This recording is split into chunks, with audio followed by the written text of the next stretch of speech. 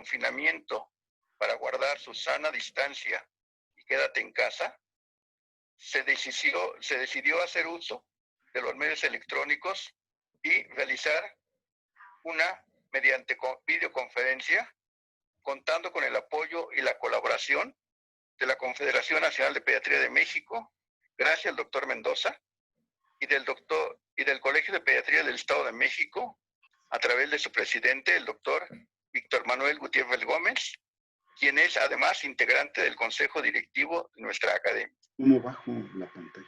Antes de dar inicio a nuestra sesión y a nombre de la Academia Mexiquense de Medicina, queremos hacer un reconocimiento y agradecimiento a todas nuestras y nuestros compañeros médicos, enfermeras y enfermeros, así como a todo el equipo de salud, por la atención que están brindando a los pacientes infectados por el COVID-19. Muchas gracias. Muchas gracias, doctor. Tenemos la palabra al doctor Víctor Gutiérrez Gómez para la presentación de nuestro ponente y la coordinación de la sesión. Muchas gracias. Gracias, doctor Vigueras. Buenas noches a todos. Les agradecemos mucho su presencia en esta noche. Al doctor Vigueras, presidente de la Academia Mexiquense de Medicina, le damos las gracias. Él, cuando inició en este año su plan de trabajo, mencionó que le interesaba mucho que las academias y las asociaciones que pertenecen a los colegios que pertenecen a la Academia Mexiquense de Medicina, pues participaran en las sesiones, y a nosotros se nos había asignado de un inicio, antes de que empezara toda esta situación, la sesión de este mes de abril. Originalmente la teníamos programada para el día 23. Sin embargo, por esta situación de la pandemia y específicamente por las fases en las que nos encontramos nosotros, de esta situación del COVID-19 por el virus SARS-CoV-2, pues nos hemos visto en la necesidad de innovar y de encontrar otras maneras de difundir el conocimiento y la actualización médica. Y afortunadamente contamos con el apoyo de la Federación Pediátrica del Centro y también de la doctora María Soledad Millán, junto con la Confederación Nacional de Pediatría, la CONAPEM, la doctora Millán, y del doctor Enrique Mendoza, que es quien dirige CiberPets, que tienen esta plataforma, y nos da mucho gusto que solidariamente nos hayan apoyado y estén con nosotros en esta sesión. Y agradezco sobre todo por la presencia de todos ustedes, y le damos la bienvenida al doctor José de Jesús Coria Lorenzo, que nos hará favor de presentar la plática el día de hoy. El doctor Coria Lorenzo, aparte de ser un buen amigo, es ex asesor de la Subdirección de Epidemiología del Instituto de Salud del Estado de México, pediatra, infectólogo adscrito al Departamento de Infectología del Hospital Infantil de México Federico Gómez, coordinador de la Red de Vigilancia de Kawasaki en México, miembro titular de la Asociación Mexicana de Infectología Pediátrica, miembro del Colegio Mexicano de Educación Médica Continua C, miembro del World Society on Pediatric Infectious Disease y miembro titular de la Academia Mexicana de Pediatría C. Doctor Coria, le damos la bienvenida para la presentación de la plática COVID-19 por SARS-CoV-2, síndromes clínicos, manejo clínico y de apoyo en esta sesión de la Academia Mexiquense de Pediatría, en conjunto con el Colegio de Pediatría del Estado de México. Muchísimas gracias, mi estimado amigo Víctor Manuel, doctor Enrique Mendoza y doctor Vigueras. Muchísimas gracias a la Academia Mexiquense de Medicina y al Colegio de Pediatría por habernos hecho el favor de estar aquí con ustedes, de invitarnos a esta sesión. Bien, la plática que vamos a darles el día de hoy se trata sobre hablar de síndromes clínicos, su manejo y apoyo en el control de lo que es este COVID-19 o SARS-CoV-2 o COVID-19, como le queramos llamar. Seguramente que ustedes, de alguna manera, han oído hablar ya mucho de coronavirus, por lo que en generalidades no nos vamos a detener tanto, sino simplemente unas cosas importantes vamos a centrar. Por ejemplo, que tenemos 4 diferentes géneros de coronavirus, alfa, beta, delta y gamma. Este COVID-19 pertenece al género beta. Su tamaño, de acuerdo a lo que está descrito en la literatura, hemos aprendido que está aproximadamente entre 60 a 200 nanómetros algunos otros artículos refieren que hasta 400 nanómetros, lo que significa que si lo traducimos a micrómetros es de 0.6 hasta 0.2 o tan grande como 0.4 micrómetros. Si lo traducimos a milímetros, pues ustedes pueden ver ahí la enorme diferencia en cuanto a la medida de los diferentes reportes que tenemos en la literatura. ¿Qué es importante de este COVID-19? Tiene 4 glicoproteínas estructurales, que es la proteína de envoltura, que es una bicapa lipídica conocida como proteína E, una proteína de membrana, que es la proteína M, una proteína de nucleocápside, que es la proteína N, y la que es importante en la fisiopatogenia o en el desarrollo de la enfermedad, que es la proteína S, que es forma de espículas. Espero que así con esta representación ahí de esta foto que tenemos aquí de una cerveza que seguramente a muchos de ustedes se les está antojando y el señalamiento de las flechitas de las diferentes glicoproteínas, no se les olvide la estructura de los coronavirus. Tiene también proteínas no estructurales, que son estas 6 proteínas, ¿sí? La importancia de estas radica en que afectan al grupo hemo, a la hemoglobina, al ion ferroso, a la porfirina y a la protoporfirina. ¿De qué manera actúan? Desprendiendo el hierro, que es lo último que hemos aprendido también en lo que es la enfermedad de COVID-19. Y que en realidad nos hace falta mucho para aprender. Todavía no lo sabemos todo del COVID-19. Cada día estamos aprendiendo cosas distintas. ¿Qué otra cosa debemos centrarnos? Además de que es el virus más grande que hay, que viaja entre 1.50 a 2 metros antes de caer el suelo, ¿sí? Importante, cuando cae al suelo, sufre un efecto como todos los virus, ¿verdad?, de desecación, ¿sí? Recordar que dura 3 horas en el medio ambiente, 3 horas en el aire, 3 horas en las gotas grandes, ¿sí? Pero cuando cae al suelo, ¿sí?, prácticamente se deseca. Importante que su polimerasa tiene la capacidad de corregir errores. Aparentemente parece ser que es el único virus RNA que lo hace, lo cual podría favorecer mutaciones más fáciles. ¿Por qué es importante este tipo de mutaciones? Lo vamos a ver ahorita más adelante. Se conocen bien ya clasificadas, pero en realidad hay muchas más. 2 cepas, la L y la S, la primera en China y la otra en el resto del mundo. Este es un ejemplo de una mutación, ¿verdad? Bien, la cepa tipo L, ¿sí? ¿Cuál es la importancia de esta? Bueno, esta es la que inició el brote en China, ¿verdad? Y 7 de cada 10 de los que enfermaron en China fueron por esta cepa, por la tipo L. ¿Cuál es la importancia de ella? Que es más agresiva, ¿sí?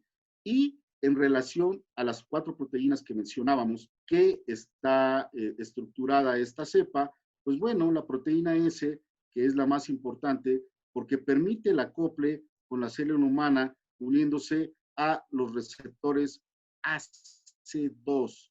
¿Ah? La proteína E ayuda a que la infección se produzca en las células humanas, permitiéndole la chance a que la proteína S pueda unirse más a estos receptores. La proteína M, ¿verdad?, es lo que envuelve al material genético, y la proteína N camufla el RNA para pasar desapercibido del sistema inmune, y que tiene una gran importancia en las pruebas de diagnóstico, que en el momento actual estamos también aprendiendo a ver que cada vez hay diferentes maneras de poder detectar si un paciente tiene o no COVID-19. Pero la importancia de esta cepa, tanto la S como la L, es que la proteína S y la proteína E se desintegran con jabón, ¿eh? Tan sencillo como lo es el lavado de manos. Bien, la proteína S, afortunadamente, es la menos virulenta. Sin embargo, tiene 2 situaciones que la hacen que tenga cierta importancia en esto de la diseminación del COVID. tiene mayor propagación y tiene una facilidad de contagiarse antes de que pueda detectarse en un momento dado. Decíamos hace rato que no son las únicas que hay. Actualmente circulan poco más de 8 cepas diferentes en el mundo y mediante un estudio de aritmética logarítmica se ha encontrado que hay mutaciones pequeñas cada 15 días y se supone que este COVID-19 va a tener entre 23 y 26 mutaciones puntuales cada año, ¿sí? Esto es lo que lo hace que de alguna manera, en algún momento dado, alguien que ya enfermó de COVID-19, ¿sí?, gracias a esas mutaciones puntuales, pueda de alguna forma volver en años próximos a enfermarse otra vez de COVID-19. Sin embargo, ¿sí?, las mutaciones pequeñas e incluso estas mutaciones puntuales, ¿sí?, parece ser que también se ha determinado, se ha encontrado, que pudiera suceder como lo que pasó con el MERS, que cada mutación que hay, cada diferente cambio genético que hace el virus, lo haga menos virulento. Y es quizá a lo que todos estamos apostando o estamos esperando que suceda para que de alguna forma no tengamos siempre que se presente una enfermedad con cierto ciclo, cierta periodicidad, tenga una mortandad tan elevada. Como lo hemos visto ahora que sucede con influenza, ¿verdad? Que ya no es una influenza pandémica, ya es una influenza estacional prácticamente al año siguiente de que ocurrió la pandemia. Bien, ¿cuál es la importancia de esta enzima convertidora de angiotensina? Pues que se encuentra en neumocitos 1 y 2 y que de alguna manera cuando el COVID se une a esta enzima, ¿sí?, y reduce la expresión, se produce aumento en la filtración de los vasos sanguíneos, lo que va a llevar a insuficiencia pulmonar, el síndrome respiratorio agudo severo y las lesiones subsecuentes, como lo que estamos viendo gracias a los italianos que afortunadamente tomaron la decisión de hacer autopsias y que siempre, siempre nosotros se los decimos a nuestros residentes y lo aprendimos cuando fuimos residentes. Pídele la autopsia, trata de hacer todo lo posible porque el familiar te dé la autopsia, porque es la única manera de saber qué vamos a hacer y cómo podemos ayudar a los demás a que no caigan en esto. Y bueno, ya sabemos ahora que hay una respuesta inmune trombótica. ¿Por qué se ven más afectados los hombres que las mujeres y más afectados los grupos de más de 10 años en adelante? Porque esta angiotensina 2 tiene niveles reducidos en los grupos de 11 a 17 años, tanto en hombres como en mujeres. A partir de ahí, esta enzima empieza a producirse en mayor cantidad y de alguna manera por eso es más fácil que la población de grupos de adolescentes jóvenes o adultos jóvenes y adultos mayores sean los que se consideran grupos de riesgo. Y esta situación de COVID-19, ¿verdad?, hemos entendido que, o hemos visto, hemos aprendido más bien que se unen los neumocitos 10 a 20 veces más que lo que sucedía con SARS-CoV. ¿Cuál es el mecanismo de transmisión?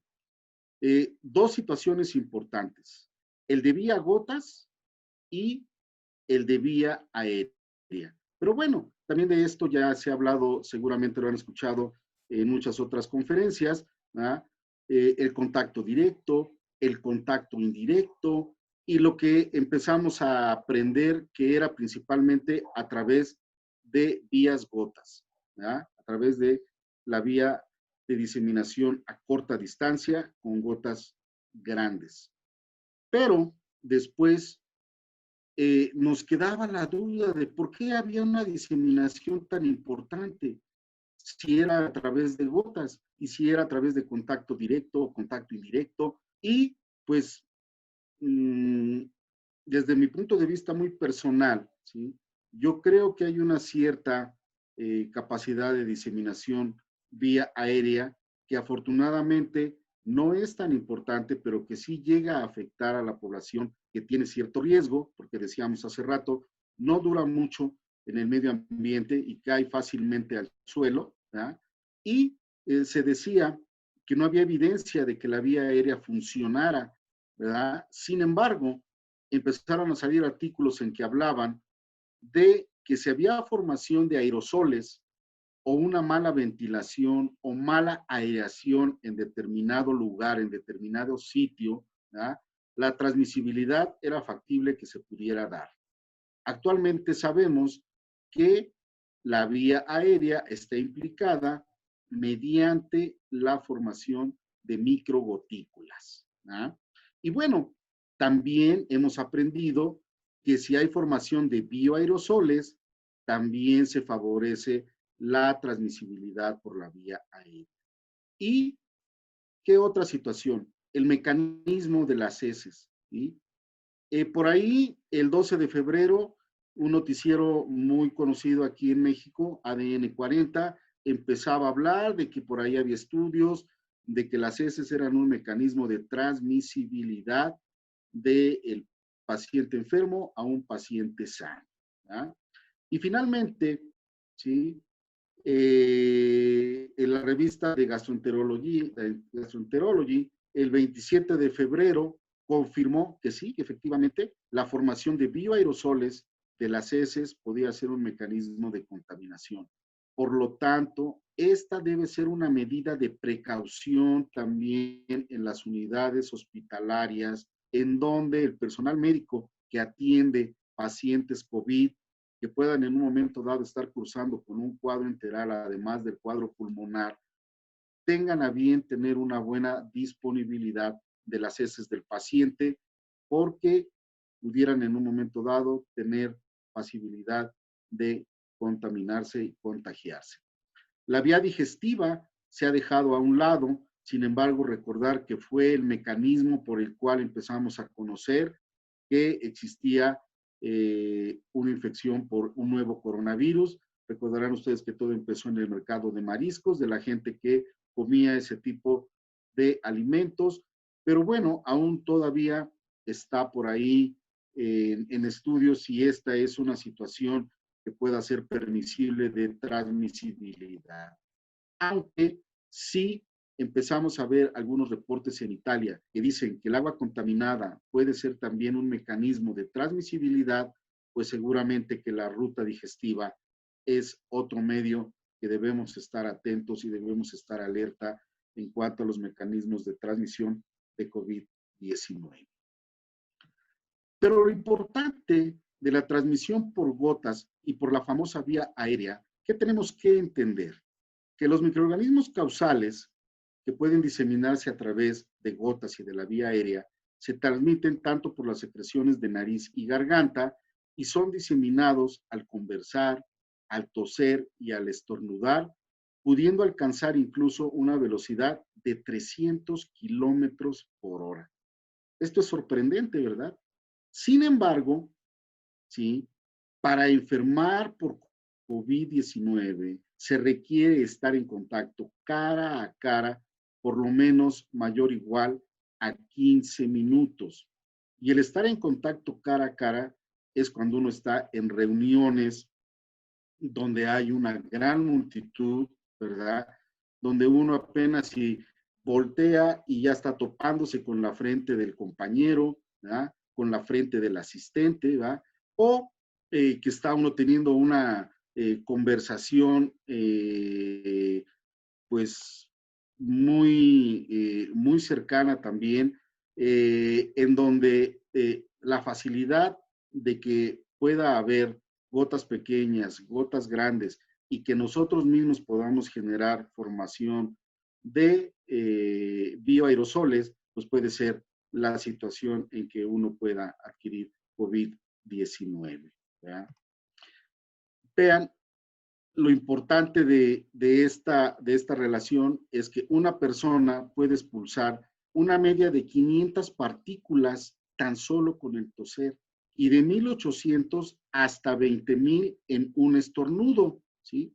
De los cuales, tanto en la tos como en el estornudo, la mitad son de menos de 10 microgramos, lo que equivale, ¿sí?, a 10,000 nanómetros o 0.01 milímetros.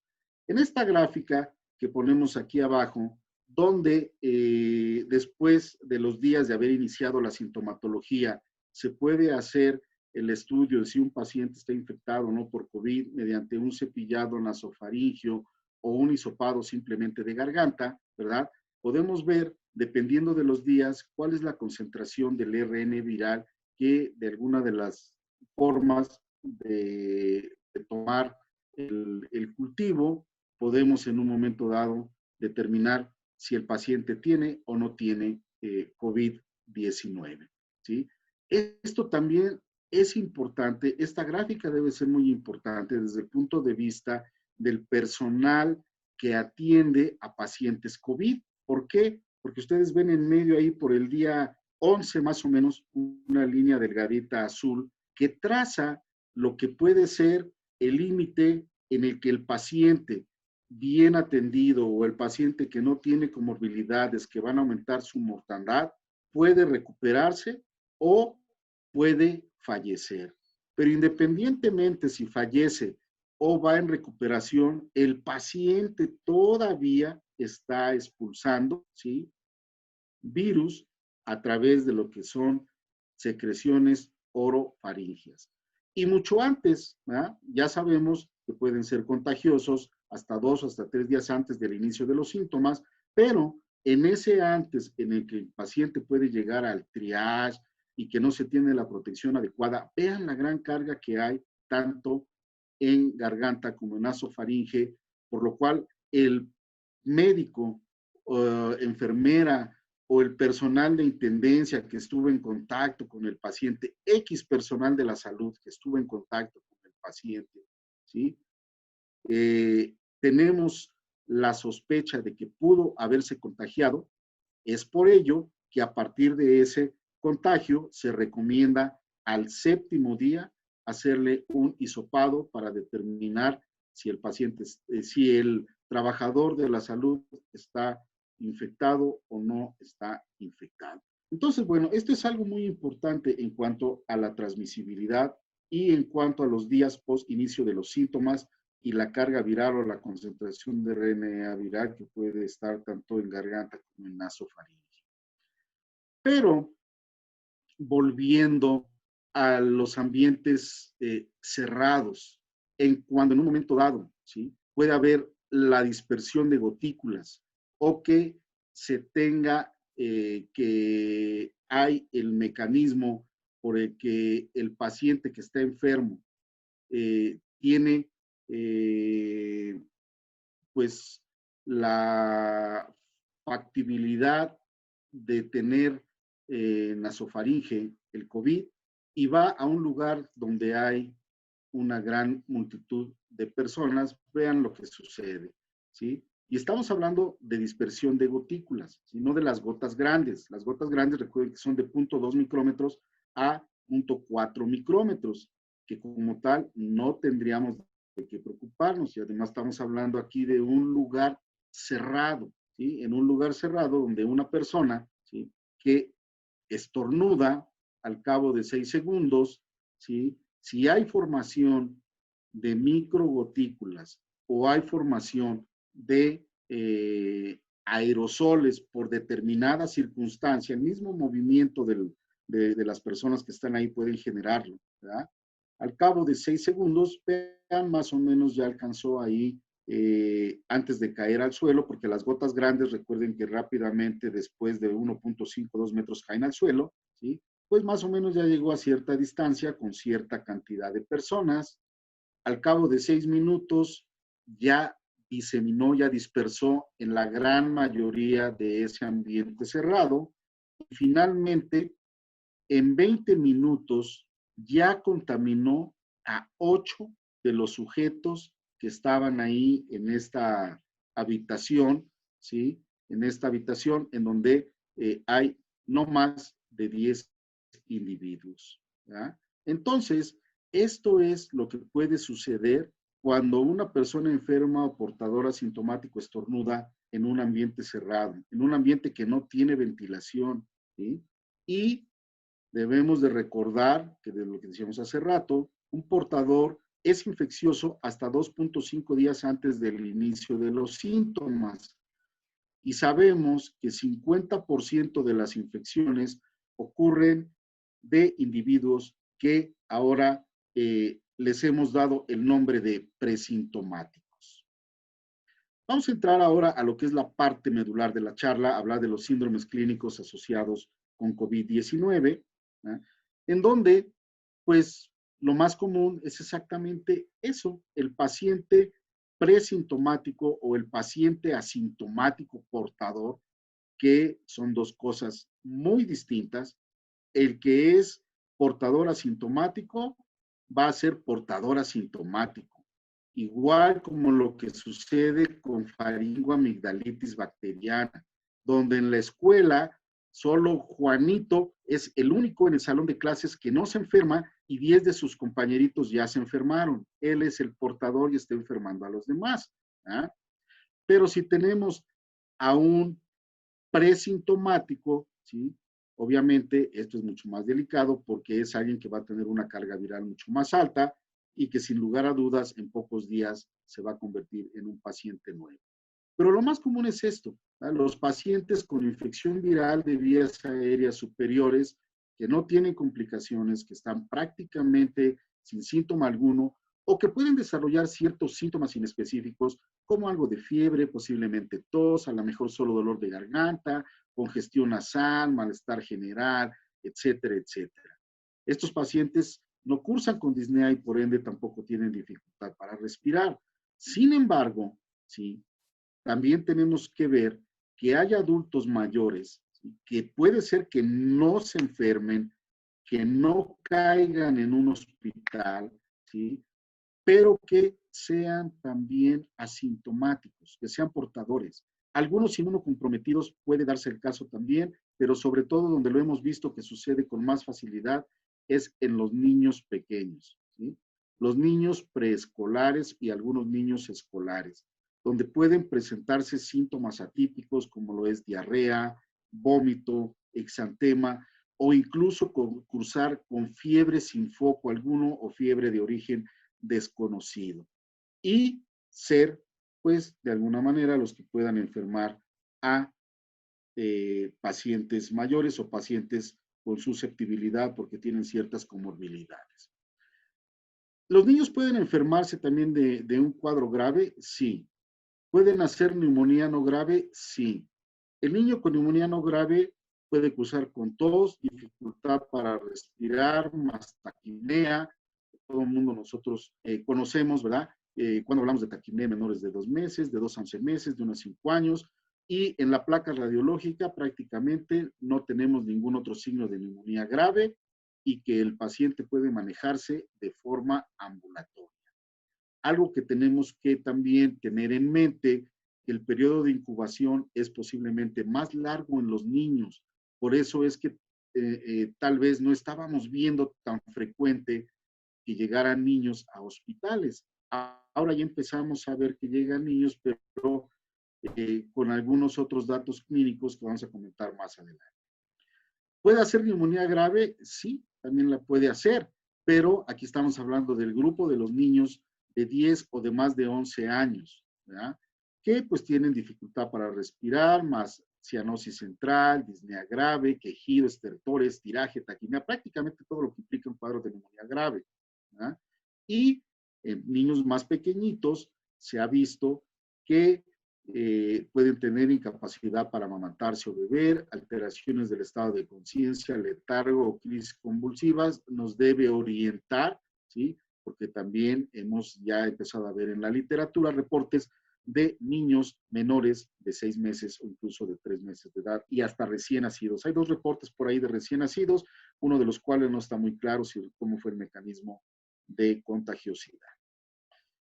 Y bueno, cuando vemos estas placas y estamos ahorita en situación de COVID y es un niño con todas estas agravantes, tenemos que pensar en que puede ser un COVID.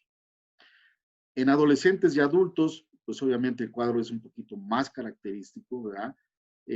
hay fiebre, se sospecha que tiene una infección de vías aéreas grave, porque tiene una frecuencia respiratoria de más de 300 respiraciones por minuto, tiene una saturación de oxígeno menos del 90% al ambiente, aunque hemos visto reportes en la literatura que pacientes adultos pueden llegar con saturaciones normales, estar hablando ahorita así tranquilamente como yo con ustedes, y al cabo de 2-3 horas, ¿sí?, están intubados.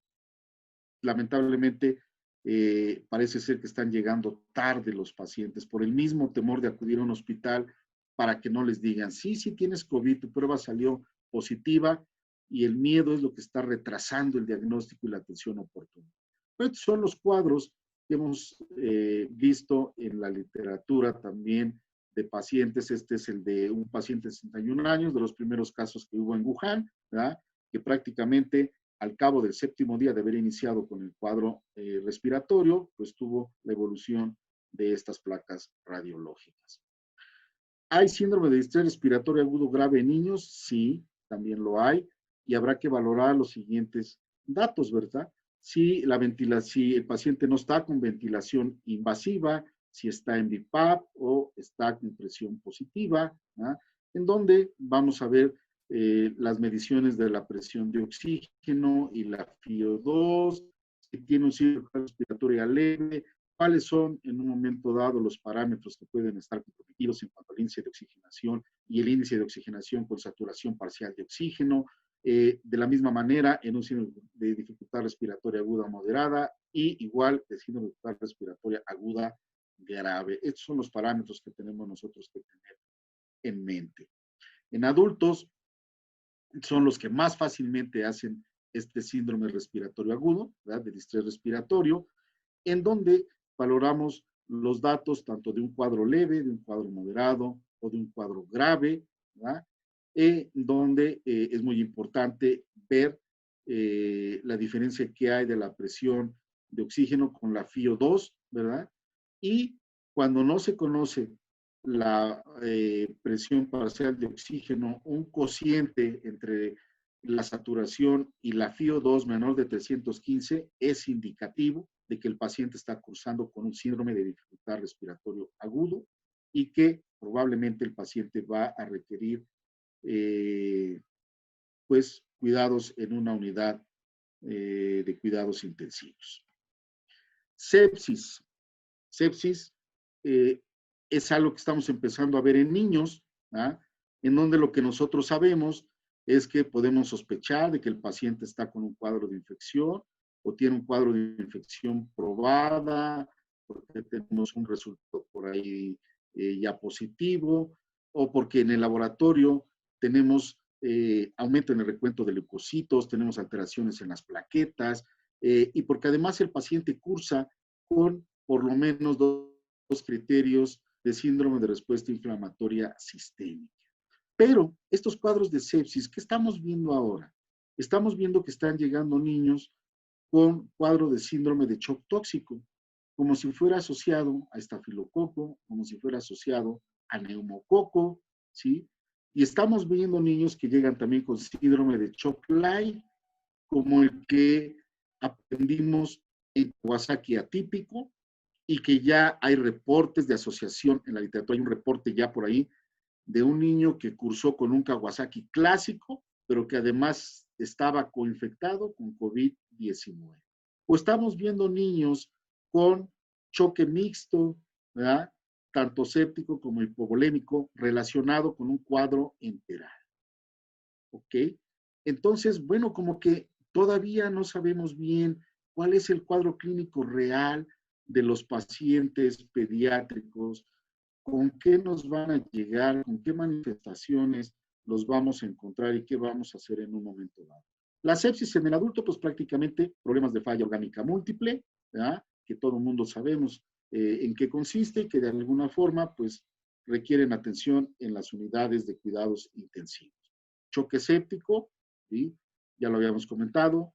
En niños puede verse simple y sencillamente nada más que llegan con choque séptico, y después de ahí empezamos a ver los cuadros neumónicos en una placa de tórax o en una tomografía computarizada, y que estos niños, sin lugar a dudas, requieren manejo en unidades pues, de cuidados intensivos pediátricos. Y estos son los parámetros que en un momento dado debemos estar alerta, dependiendo de la edad del paciente, si es lactante o si es niño, sobre todo valorar su estado mental, si tiene taquicardia o tiene bradicardia, el llenado capilar y todo lo demás que conocemos del choque séptico. En los adultos, pues bueno, hipotensión persistente a pesar de reanimación con volumen, va a requerir vasopresores para mantener la presión arterial media y pues alteraciones en lo que es la gasometría y sin lugar a dudas, pues cuando un paciente se intuba o un paciente adulto está con choque séptico, prácticamente el riesgo de morir es muy alto. ¿Quiénes están en riesgo? ¿Quiénes están en riesgo de estar en una terapia intensiva? Y como vemos aquí, incluso ya hay amortajados porque lamentablemente fallecieron, pues son los grupos que vemos aquí en la gráfica del lado derecho de 50 años en adelante. Los grupos de menor edad, ¿sí? No quiere decir que no se enfermen, pero el riesgo es mucho menor y afortunadamente hasta ahorita esta gráfica es del 11 de febrero, como pueden ustedes ver. Sin embargo, hasta ahorita no ha modificado, ¿sí? La fatalidad, el porcentaje de fatalidad en los grupos de edad. ¿Qué podemos hacer al respecto? Bueno, aquí esta chica nos está diciendo qué pasaba antes del coronavirus y después del coronavirus, por eso tiene la playera del AC and DC, en donde, pues, así estábamos antes del coronavirus y, pues, lamentablemente, así tenemos que andar ahora después del coronavirus. Pero para saber si tenemos que preocuparnos o no preocuparnos y qué podemos hacer en el medio que nos desempeñamos y sobre todo a nivel de la gente que está haciendo la detección de pacientes, pues es hacer las pruebas para confirmar si alguien tiene o no tiene COVID-19. Se dice que el estándar de oro es la detección de PCR mediante el RRT-PCR, que es la reacción en cadena de la polimerasa con transcriptasa inversa en tiempo real. Detecta ácidos nucleicos de RNA viral. Se dice que tiene una especificidad del 95% y sensibilidad del 100%, más sin embargo, solamente hay 63% de positividad en hisopados nasofaringeos. En otras muestras, incluyendo orina, sangre, líquido cefalorraquídeo, heces, el porcentaje de positividad también es bajo. Y un resultado positivo no es igual a enfermedad porque puede estar detectando RNA no viable y darse como positivo. Por lo tanto, tenemos que entender que aunque se dice que es el estándar de oro, hay resultados falsos positivos y falsos negativos. Aunque el resultado también, bueno, tarda más o menos un par de horas en que lo tengamos. Pero lo que es importante es la detección de anticuerpos IgG e IgM, que es una prueba rápida, barata y de fácil manejo, con sensibilidad y especificidad de 86 y 90% respectivamente. Tenemos un resultado en 15 minutos, más sin embargo también da resultados falsos positivos y falsos negativos, sin embargo no tanto como lo es la RT-PCR, ¿sí?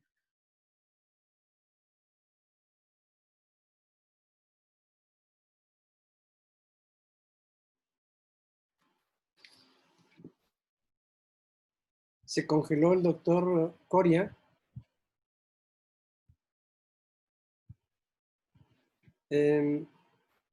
Vamos a darle un minutito a ver si se recupera. Sí.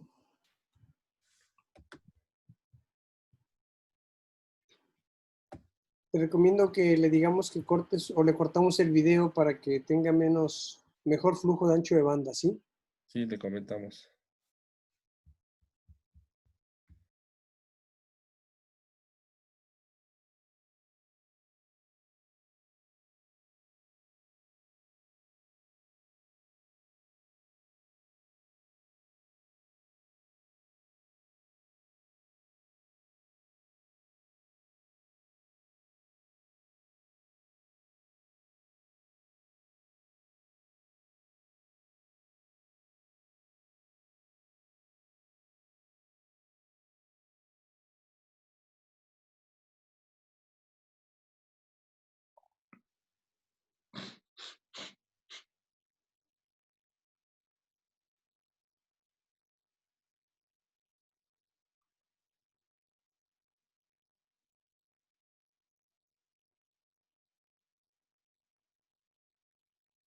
Parece que se salió, deja ver si entró como espectador de nuevo.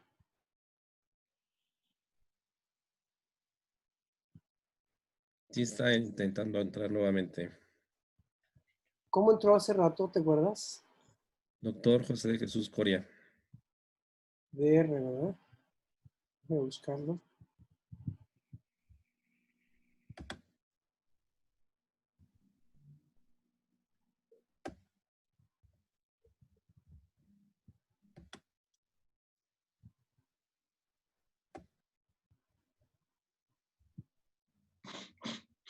No lo veo.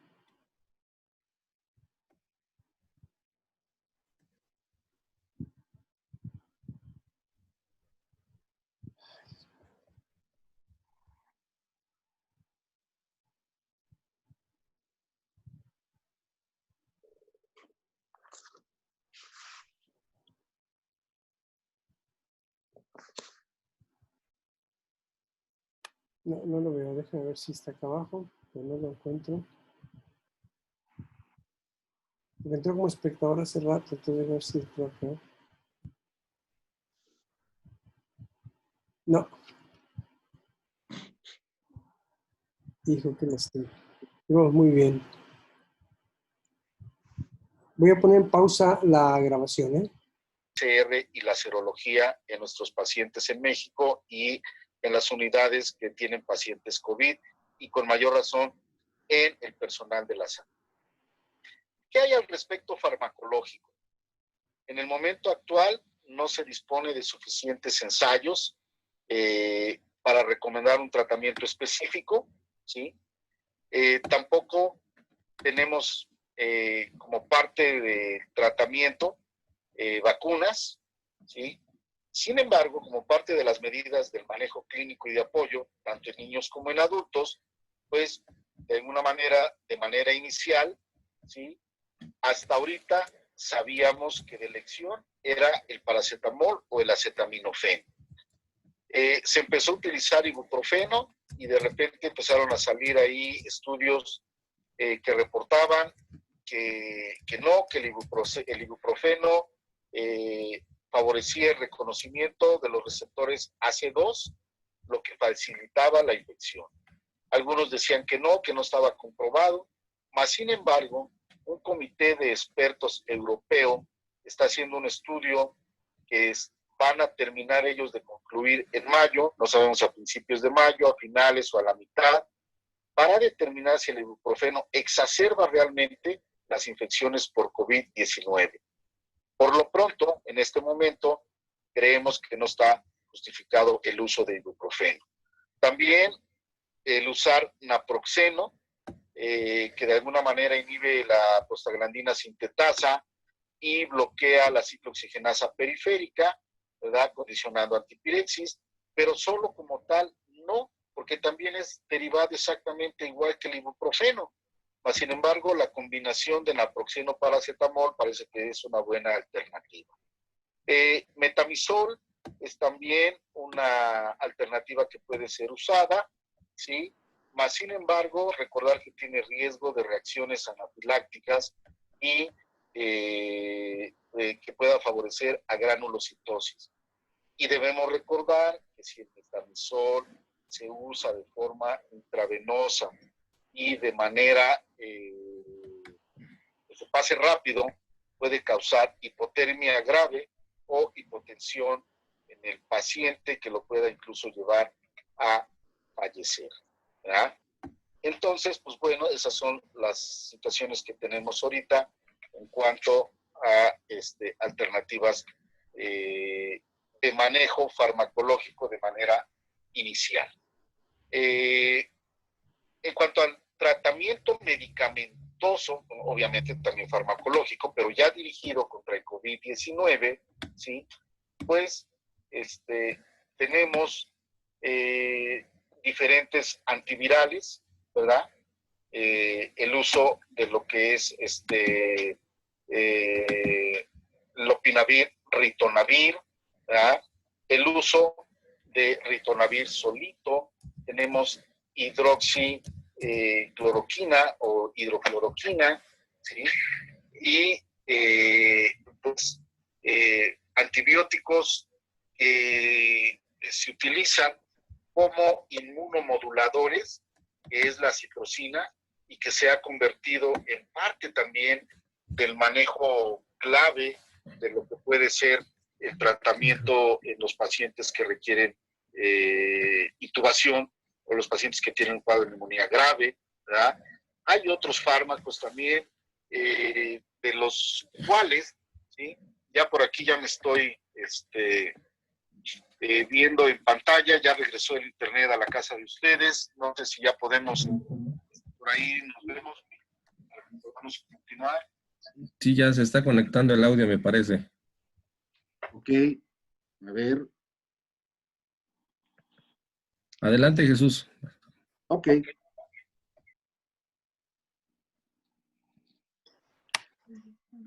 Le dice compartir pantalla y abres donde dice pantalla o desktop. Dice aceptar.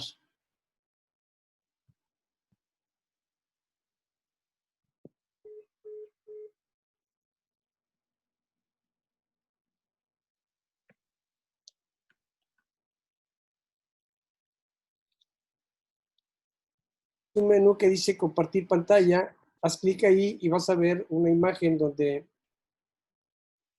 voy a abrir mi video. Ya está, ya está, ya está. Ahí está, perfecto.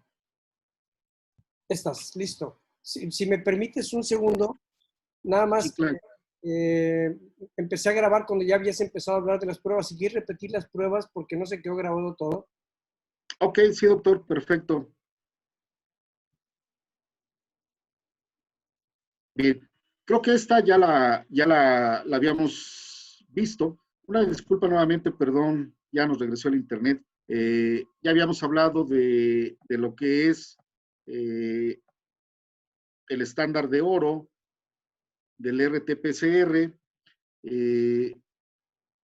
y creo que aquí es donde nos quedamos, en la detección de anticuerpos IgG e IgM, ¿verdad?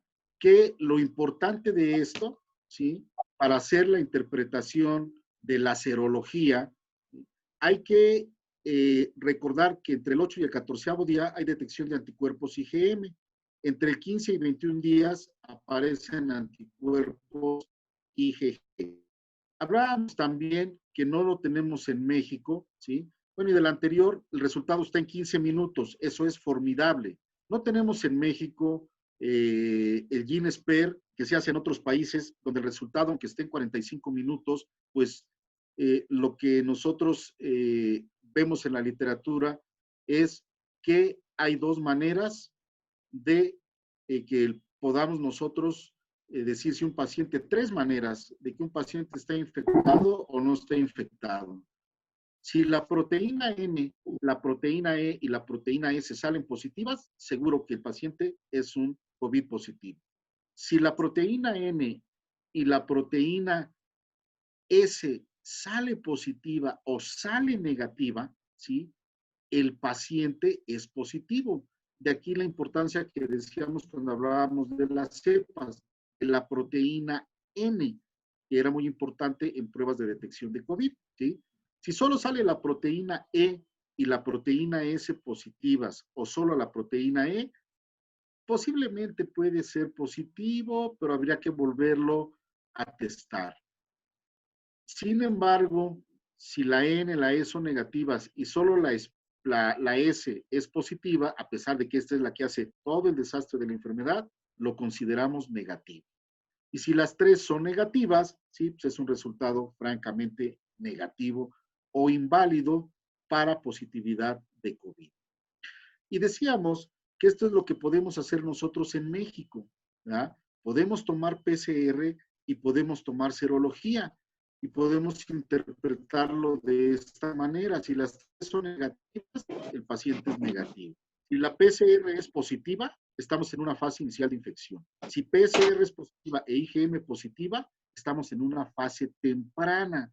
Y a lo mejor ahí es donde podemos agarrar al paciente y darle el mejor tratamiento para evitar que llegue a una terapia.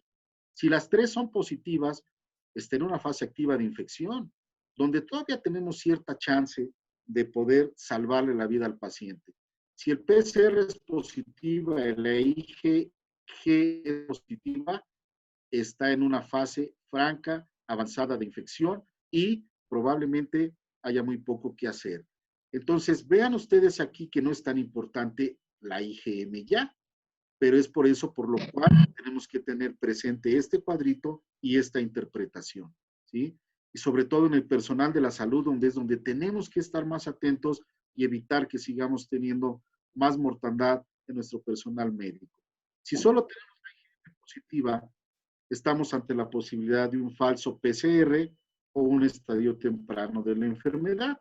Si PCR es negativa y la IgM e IgG son positivas, la enfermedad está en evolución, ¿sí? Y si solo tenemos la IgG positiva, el paciente está prácticamente recuperándose. Ahora vamos a hablar del tratamiento farmacológico. Decíamos que pues, no tenemos de ensayos controlados suficientes que nos recomienden un tratamiento específico, ¿verdad? Y como parte de las medidas de manejo clínico y de apoyo tanto en niños como en adultos, pues inicialmente nos habían dicho de elección acetaminofén, porque actúa sobre la ciclooxigenasa central y no solo sobre la periférica, controlando así la fiebre. Se hablaba del ibuprofeno, pero dijeron no, porque facilita el reconocimiento de las receptores pulmonares AC2. Y entonces dijeron vamos a dejarlo de usar y la recomendación es si por lo pronto ahorita no hay que usarlo, porque hay un comité de expertos en Europa que van a dictaminar si el ibuprofeno realmente exacerba la infección o puede ser usado como parte de manejo antiinflamatorio de COVID-19. Naproxeno inhibe la prostaglandina sintetasa y los tromboxanos al bloquear ciclooxigenasa periférica. Puede controlar bien la fiebre. Sin embargo, como es derivado igual que el ibuprofeno, no se recomienda solo. Por ello, la combinación de naproxeno paracetamol para disminuir en un momento dado esta posibilidad de reacción igual que el ibuprofeno.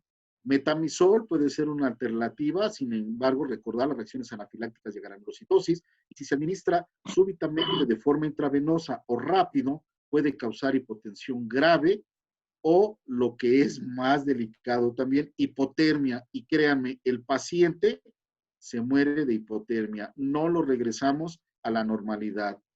Tristemente, me pasó cuando era interno y cuando era R1 de pediatría. Lamentablemente a veces uno aprende cosas malas que pueden en un momento dado después traspolarse a algo positivo. Entonces no es recomendable el metamizol intravenoso. Y también nunca dar 2 AINES a la vez, ya que podemos incrementar los efectos adversos. Se recomendaba de manera inicial, ahorita tal vez no, a menos que haya comorbilidad con oseltamivir, iniciarlo desde un principio en pacientes con criterios clínicos de enfermedad tipo influenza, y cuando se tuviera la prueba de influenza y de COVID, pues en un momento dado se podía retirar oseltamivir. Recordar que ya tenemos 3 reportes en la literatura de pacientes con COVID y coinfectados con influenza tipo B, ¿ok? Y hablábamos del tratamiento también medicamentoso ya dirigido, ¿verdad? Con diferentes retrovirales, también con lo que en un momento es la cloroquina o el sulfato de isocloroquina, darunavir, colbicistat, ribavirina. Pero bueno, si ustedes están viendo la presentación, les pido de favor que vean el consenso que acaba de hacer la Academia Mexicana de Pediatría respecto a el SARS-CoV-2. Esto es en adultos, este cuadro que estoy poniendo aquí es en adultos, no nos vamos a detener en las dosis, pero sí les pido que lo chequen aquí en el consenso, ¿verdad? Está en la revista de enfermedades infecciosas en pediatría, ustedes están viendo ahí dónde está la referencia. Y este es en niños, dependiendo también, ¿sí?, del peso corporal en mayores de 6 meses a 18 años, se pueden usar determinadas dosis de lo que es ritonavir, lopinavir, y de los otros fármacos también.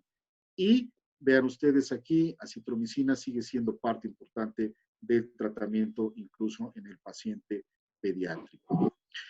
Otros fármacos que se han agregado al manejo, nitazoxanida, ¿verdad?, que era considerado prácticamente para manejo antiparasitario.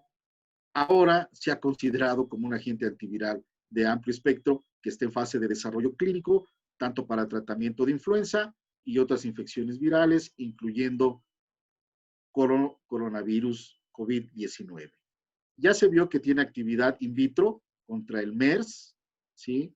Y contra otros coronavirus que todos sabemos y los hemos visto a lo largo de nuestra experiencia, tanto en niños, porque es causante de diarrea en los pacientes menores de 2 años, y lo que sucede es que dice que inhibe la expresión de proteína viral de neuroaminidasa, suprime la producción de citoquinas proinflamatorias en las células mononucleares y también suprime la producción de interleuquinas que están en la fase, pues prácticamente de lo que es el desarrollo del proceso pulmonar en COVID-19. Sin embargo, requiere todavía probar su eficacia en esta infección. Pero uno que acaba de ser aprobado por la FDA, ustedes ven abajo la referencia, ¿verdad? Es la ivermectina, que también se consideraba un antiparasitario y sobre todo principalmente para los piojos y las liendres, ¿verdad? Que se usaba mucho en los brotes de piojitis aquí en las escuelas primarias de la Ciudad de México y del Estado de México. Pues esta es la última recomendación que hay de parte de la FDA, ¿verdad? Ya está aprobado como tal, habrá que ver qué resultados tenemos al usarlo, ¿sí? No se usan como monoterapia, ojo, cuidado, ni la nitazoxanida ni la ivermectina son como monoterapia, es así, echar campanas al aire. Otros fármacos en desarrollo, péptidos de fusión, arbidol, inhibidores de síntesis de RNA, que son también otros retrovirales, ¿verdad? Y la inmunoglobulina intravenosa, que ha dado buenos resultados también en el manejo de pacientes con COVID-19. ¿Y qué hay de nuevo? ¿Verdad? Lo nuevo es que, bueno, ¿sí? Aprendimos al principio que nos decía no administrar sistemáticamente corticosteroides en el tratamiento de neumonía viral ni en el síndrome de estrés respiratorio por COVID. Al margen de los ensayos clínicos, no usarlos a menos que estén indicados por otra razón. Sin embargo, al margen ya de varios estudios, ¿sí? Se ha recomendado el uso de metilprednisolona por lo menos 5, 7 días en los casos severos. Y en los casos severos de los que hablamos, ¿verdad? El síndrome de distrés respiratorio, pacientes sépticos, neumonía grave, está ya bien justificado el uso de esteroides en este tipo de pacientes. El tratamiento antimicrobiano, ¿sí? Decíamos que la acitromicina prácticamente es de elección, pero tampoco está criticado si al paciente se le inicia con una combinación de ceftriaxona o cefotaxime versus ceftaroline más acitromicina e incluso más dicloxacilina, aunado al manejo que ya vimos de retrovirales o de hidroxiquinoleína, ¿verdad? O de ribavirina, ¿verdad? O incluso inmunoglobulina. ¿Por qué? ¿Sí? No hay reportes en la literatura, pero aprendimos de la pandemia de la influenza que los pacientes tenían coinfección, primero con neumococo.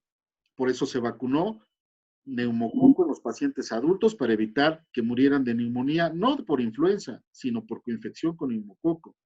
Y luego vimos que, ok, dijo el estafilococo, bueno, pues yo también juego, y entonces empezó a haber neumonías por estafilococo en pacientes con influenza.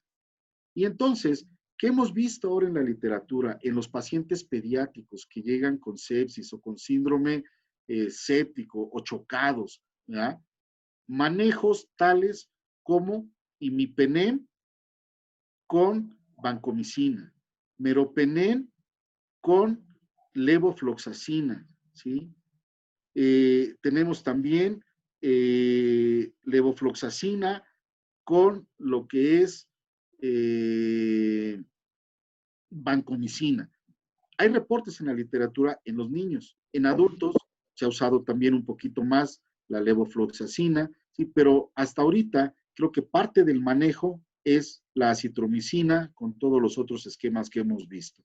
Sin embargo, digo, yo no vería mal ni criticaría si algún tratamiento, como por ejemplo, creo que en el ISSSTE, y si no mal recuerdo, el 1 de octubre, dentro de su protocolo, de los antibióticos, ellos están usando acitromicina y ceftriaxona, aunado a los otros medicamentos. ¿Qué tenemos de nuevo? Pues gracias a los italianos aprendimos que hay que usar tromboprofilaxis. Decíamos que acetaminofén era de elección. No, pues ahora el ácido acetilsalicílico, que decíamos, si el paciente sospechas que tiene influenza, no le des ácido acetilsalicílico porque le vas a causar posiblemente un síndrome de Reye, ¿verdad? Ahora no, ahora ácido acetilsalicílico lo estamos usando de manera temprana para evitar tromboprofilaxis en los pacientes que todavía tenemos chance de manejarlos. Heparina de bajo peso molecular, enoxaparina, tinzaparina, bemiparina, y finalmente, estas son unas dosis de tromboprofilaxis, pero como terapéutica, ya que el paciente no pudo hacerse nada antes y llegó a una unidad de cuidados intensivos, las dosis son diferentes cuando se manejan como terapéutica, tanto enoxiparina, tinzaparina, bemiparina y heparina de bajo peso molecular. ¿Qué otras alternativas están reportadas? La aplicación del plasma de pacientes ya convalecientes, el uso de ciclosporina A, anticuerpos monoclonales como tocilizumab, sarilumab, inmunomoduladores como anakinra, que también recuerden ustedes que se usa ya recientemente el síndrome de Kawasaki, baricitinib, y fármacos recientemente, fármacos catiónicos anfifílicos, amiodarona, ¿sí?, que está siendo utilizado también en COVID-19. Y una recomendación que por ahí nos mandó Trump apenas la semana pasada que platicamos con él, es esta, ¿verdad? Unos toques de Lysol. No, ni se les ocurra, no. Lysol para nada, ¿sí? Y bueno, sin querer hacer comercial, ¿sí?, sale más barato desinfectar con cloro que con Lysol. Así que para aquellos que hicieron la compra y agotaron el Lysol, les tengo que decir que gastaron en vano, porque afortunadamente nos dejaron el cloro, que es mucho mejor que el Lysol y que está demostrado, ¿sí?, ahorita que es más efectivo hacer una limpieza, una desinfección con cloro, que desinfectar con las toallitas de Lysol. Y no es tirar el Lysol, Lysol es muy bueno, ¿sí? Pero para COVID-19 hay varios reportes que dicen que es mejor. ¿Y qué otras medidas tenemos que hacer entonces ahora entre nosotros mismos y entre el personal de salud? Pues bueno, sin lugar a dudas, como pueden ver ustedes aquí, importante el uso de cubrebocas, ¿verdad? Aquí están escondiéndose de la coronavirus, ¿verdad? Pero podemos ser tan dramáticos como usar medidas extremas como en Wuhan, ¿verdad? Trasladar a sospechosos en caja sellada, o hacer lo que estamos haciendo, que venimos haciendo hasta la fecha, muy a la mexicana, ¿verdad? La cura para el coronavirus, pues es simplemente un rich menudo. No es cierto. Es simplemente para que salgan un poquito de la atención que tenemos del coronavirus. En realidad los lineamientos son exactamente los mismos que se usaron para influenza, para MERS y para SARS, ¿sí? No han cambiado en absoluto, ¿sí? Entonces, todos los conocemos. No sé por qué no se usan de manera adecuada. 5 pasos importantes en las medidas de contención y prevención. Lavado de manos con agua y jabón, de ser posible en un momento dado, hasta el codo, ¿sí? No tocarse la cara, son el punto número 1 principal, estos 2 pasos, lavado de manos, no tocarse la cara, ¿sí? No lo quise cambiar al español porque quería dejarles exactamente lo que dicen los CDC, ¿verdad? Si por alguna razón te tocaste la cara, tienes que, o vas a tocarte la cara, tienes que lavarte tus manos, ¿verdad? Primeramente, antes de hacerlo. Si lo hiciste, volverte a lavar las manos. El uso de cubrebocas.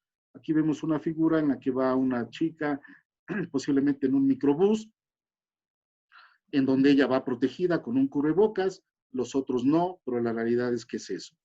El uso de cubrebocas es para cuando tú vas a un lugar donde hay mucha gente que se va a reunir, que va a estar en una distancia cercana a menos de 2 metros, es donde debes usar el cubrebocas.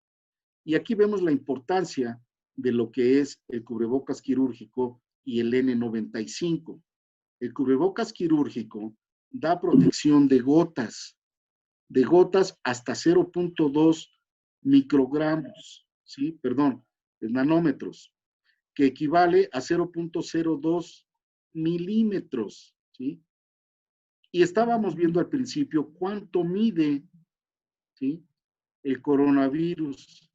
Mide exactamente 0.2 o 0.4, ¿sí? De acuerdo a los reportes. Pero ¿qué pasa con las gotículas? Esas son las que sí miden 0.06, ¿sí? Micrómetros, que equivale a 0.00006 milímetros, ¿ok? Más sin embargo, ¿sí? Aquí lo importante es no usar el cubrebocas. Además, saber cómo nos lo vamos a retirar, porque si no, nos vamos a contaminar las manos. Pero si eso sucede, habrá que volverlas a lavar. Y posiblemente esto tendría mucha importancia, y yo no he visto una plática como tal de uso de cubrebocas o específico en cubrebocas, pero creo que hay mucho que hablar de cubrebocas. Yo nomás con esta diapositiva les quiero decir cuál es la diferencia entre uno y otro y lo que recomienda el JAMA, publicado el 4 de marzo del 2020, y lo dejamos igual en inglés, que ciertamente los respiradores N95 previenen al usuario de inhalar pequeñas partículas infecciosas del medio ambiente o de la vía aérea, ¿sí? Pero los N95 no son cubrebocas recomendados para usarse el público en general.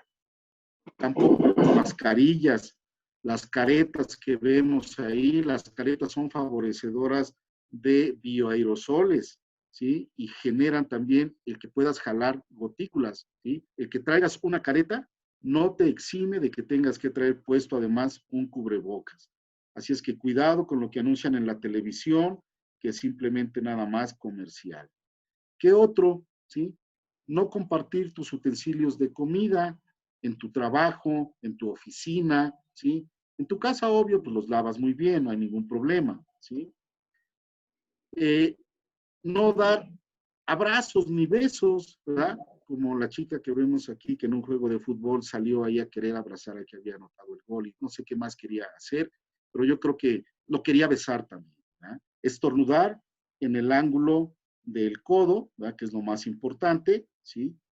Y siempre lavarte las manos con jabón antes de comer y sobre todo si comes en algún lugar que no es tu casa o en lugares públicos, también lavarte las manos antes, incluso después de haber terminado de comer. Como conclusiones, puedes y debes usar tu máscara, tu careta, ¿sí? Tu cubrebocas, siempre y cuando sea necesario, ¿ok? La que quieras usar, ¿sí? Todos de alguna manera sirven. El lavado de manos con agua y jabón es lo más importante, ¿sí?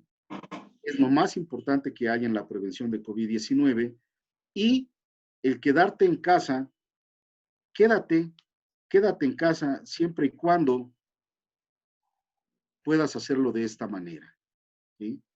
Y bueno, recordar que estamos ante una pandemia, la pandemia es real y no cuando a mí me la platicaron y me dijeron, oye, hay una pandemia. Miren, yo imaginando una pandemia. No, la realidad es que no es así, ¿verdad?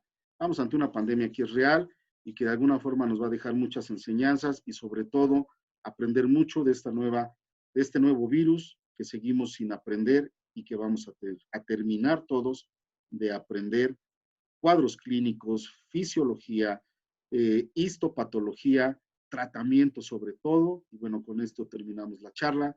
Muchísimas gracias por su atención. Si tenemos chance de algunas preguntas, con mucho gusto estamos a sus órdenes. Gracias. Muchas gracias, doctor Coria, muy amable. Sí, tenemos algunas preguntas. Aquí tenemos una del doctor Enrique Vargas Pérez que nos dice si la curva febril tiene alguna característica de presentación y también la asocia a otra pregunta que nos hicieron que si hay o cuál es el tiempo de periodo de contagio en este tipo de pacientes.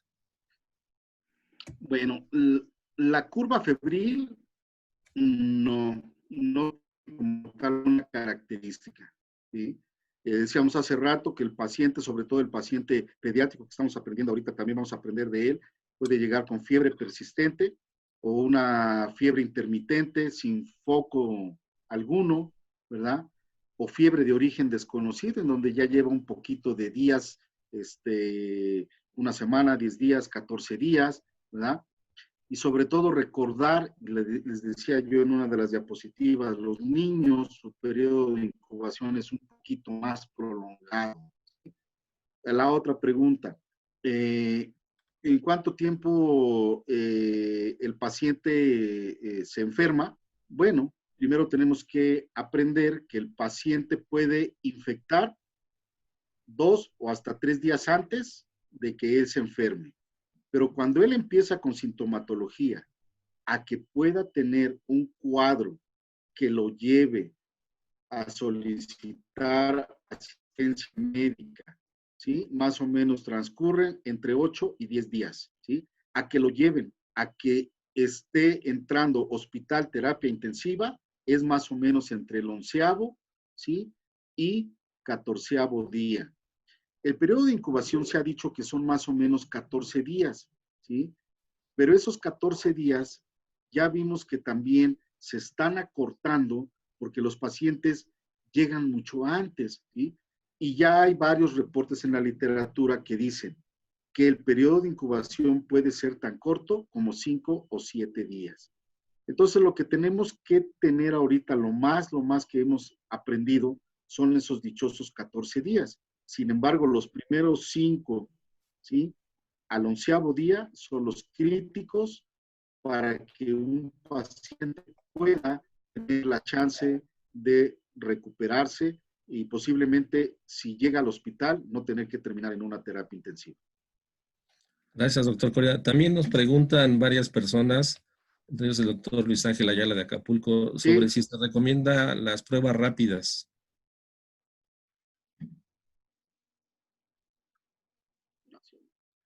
Sí, No, bueno. no te escuché la pregunta.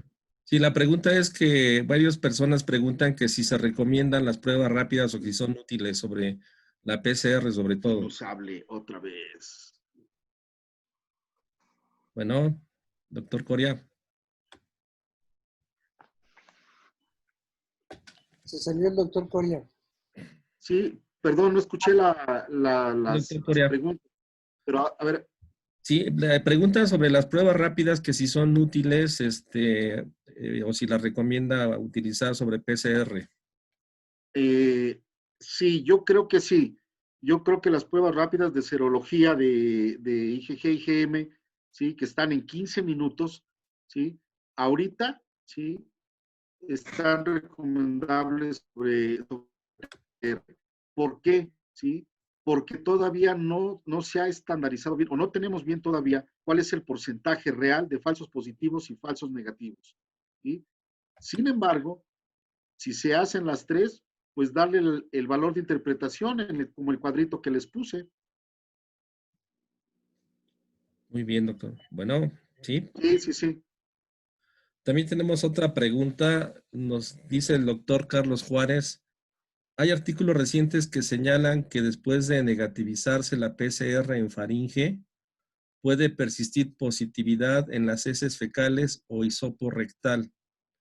¿Se ha llegado a detectar la carga viral o infectividad en las heces? Sí, sí se ha llegado a detectar. Hay por ahí un par de artículos. El más reciente fue la semana pasada, en donde hacían el comparativo de la evolución del paciente al ingreso y a la salida, en donde les medían ellos la carga viral en exudado faríngeo, lavado broncoalveolar, sangre y heces. Es ahí donde les decía yo en una de las diapositivas, cuando usaban PCR, ¿sí? Lamentablemente no era tan significativo la carga viral en lo que era lavado bronquialveolar, sangre y heces. Más sin embargo, sí se llegaba a detectar en un momento dado, ¿sí? de manera temprana, ¿sí? Solo en aquellos pacientes que llegan con un cuadro enteral y que se sospecha que puede ser un COVID, ahí sí se encontró que la carga viral es alta. Entonces sería la justificación en tomarla ahí una PCR en heces. Muchas gracias. También tenemos otra pregunta sobre qué experiencia se tiene en la tromboprofilaxis con heparina de bajo peso molecular en pacientes con datos de dificultad respiratoria. Ok, actualmente está dando buenos resultados. De hecho, 3 hospitales aquí ya en la Ciudad de México, el último de ellos, el Instituto Nacional de Cardiología Ignacio Chávez, implementó, ¿sí? Ya una ruta crítica de manejo en donde de entrada les está metiendo a los pacientes heparina de bajo peso molecular, ¿sí? Sin embargo, como lo sabemos y como debemos entender, ¿sí?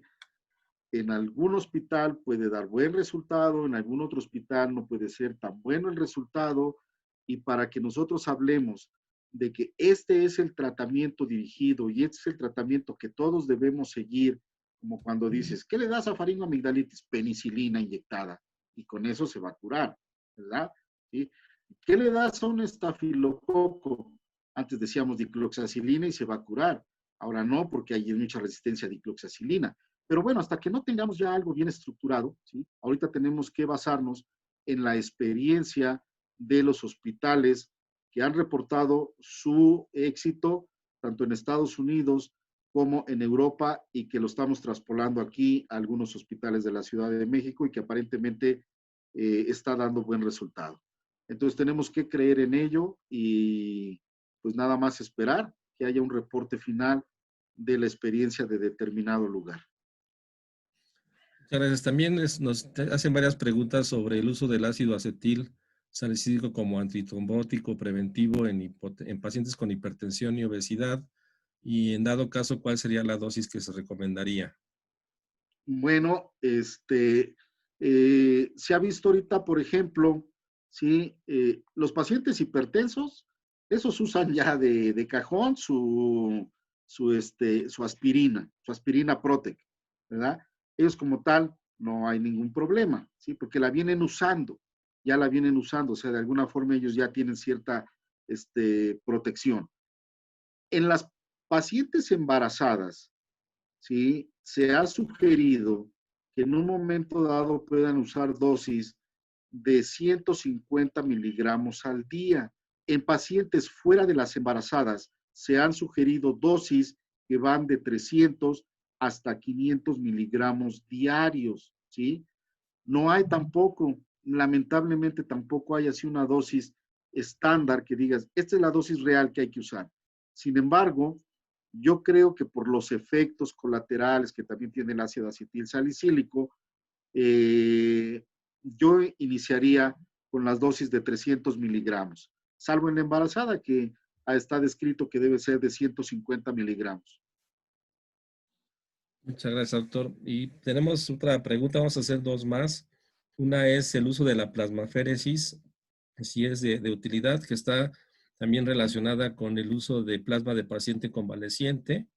Esa sería una pregunta y ahorita vamos con la otra, por favor. Ok, sí.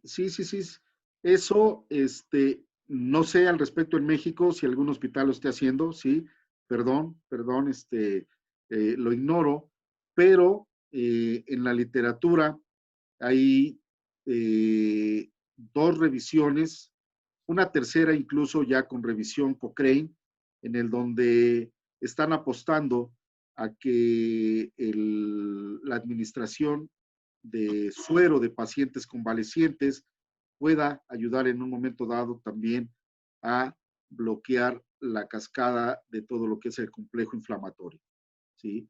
Pero usándolo de manera temprana, ¿sí?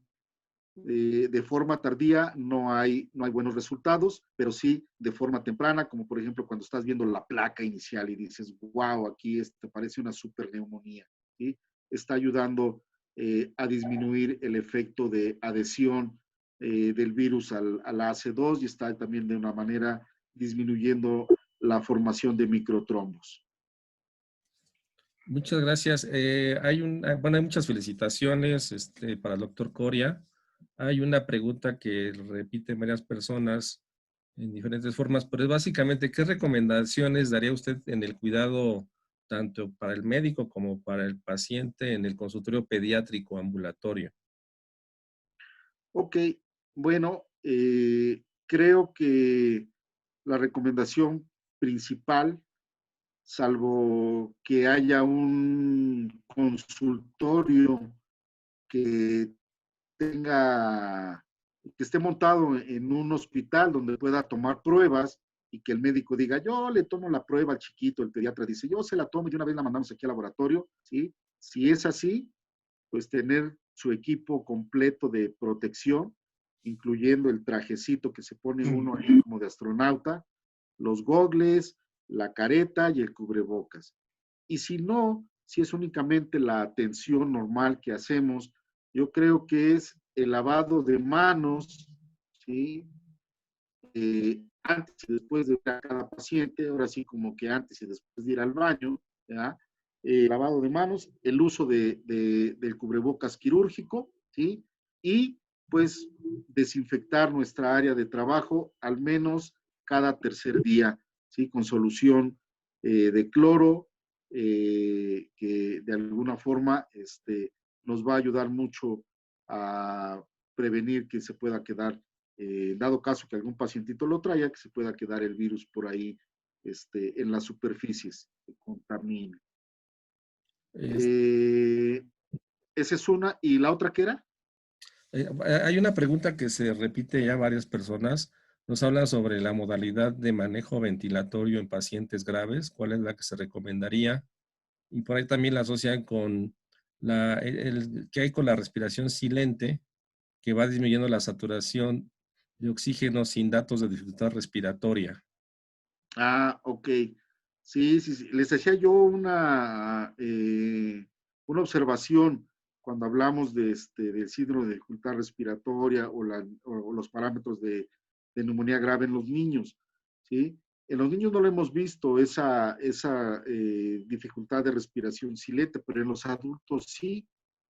Y les pones el saturómetro y dices, ay, mira, está saturando 90%, ¿sí? Se da la vuelta el paciente y ya se cayó, ¿sí? Entonces tenemos que tener mucho cuidado en hacer una exploración dirigida y sobre todo un interrogatorio dirigido para saber si es un paciente que está en riesgo y que no nada más llegó por el simple cefalea y dolor de garganta, sino que tiene algún factor de riesgo, ¿sí? Pero ahorita como está la situación, pues todo aquel paciente que lo sospechemos, habría que darle un seguimiento, por ejemplo, de, oiga, si se sigue sintiendo mal, regrese en 2, 3, 4 horas, no lo sé. Y pues bueno, en cuanto a la ventilación mecánica, es algo que ahí sí, pues me agarran, porque no soy médico de terapia intensiva, iba a decir terapista, pero luego se enojan los amigos de terapia intensiva y dicen que terapistas son los que dan masajes. Pero bueno, espero que no se sientan. No soy médico de terapia intensiva y pues les mentiría cuál sería la mejor modalidad de utilizar un ventilador en los pacientes con neumonía grave o con síndrome de dificultad respiratoria grave. Ahí sí una disculpa.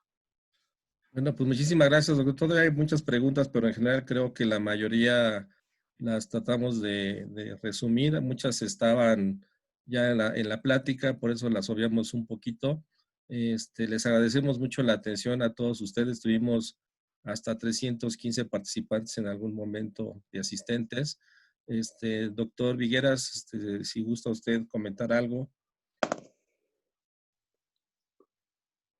Bueno. Sí, lo escuchamos. Sí, doctor, lo escuchamos. ¿Sí me escuchan? Sí. Pues no cabe duda que ha sido una sesión muy provechosa por el número de participantes y por el número de preguntas que se dieron al final de la plática. Por ello, mi agradecimiento al doctor José de Jesús Coria Lorenzo por esta participación. Yo lo único que quiero comentar acerca del tema es que como ya el doctor Coria lo ha expresado muy ampliamente, hay muchas hipótesis, hay muchas teorías, hay muchas investigaciones, pero creo que todos ellos convergen en algo que debemos tener mucho interés, que es el daño por la disfunción del endotelio vascular.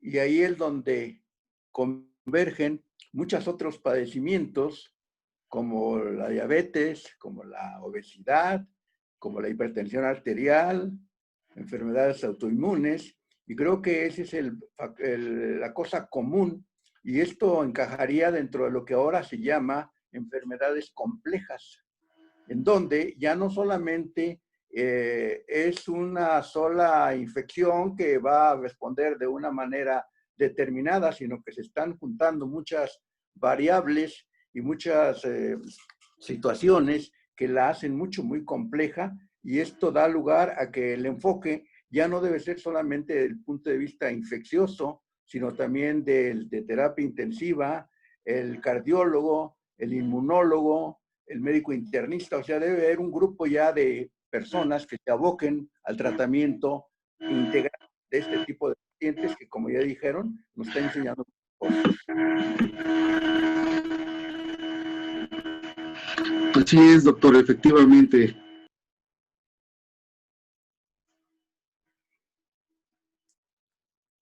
Bueno, pues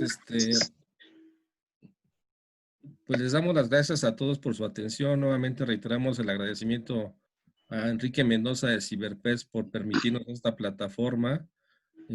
Nos da mucho gusto que se haya conectado de diferentes partes de no solo de México, sino también de Colombia, de Perú, de Estados Unidos, de prácticamente todos los estados de la República, de diferentes municipios del Estado de México. El Colegio de Pediatría les da las gracias a la Academia por darnos esta oportunidad, y a la Congregación Nacional de Pediatría también por haber apoyado junto con Ciberpets en esta plática. Enrique, pues muchas gracias. Te cedo los controles para terminar. Buenas noches, doy por terminar la grabación.